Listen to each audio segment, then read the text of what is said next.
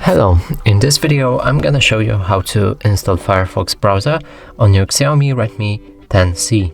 So in order to do that, we'll need to open our Google Play Store, and from here click on the search button. From here write Firefox browser and hit the search button. Select this app and install.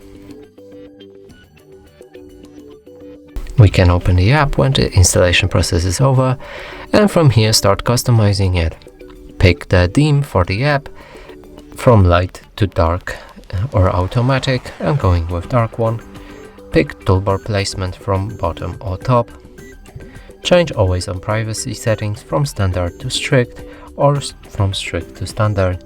You can sign the app to synchronize other Firefox using devices and read the privacy notice. After all that, click start browsing and our browser is ready. And that's it for this video. Hope you like it. Please consider subscribing to our channel, leave a like and a comment below.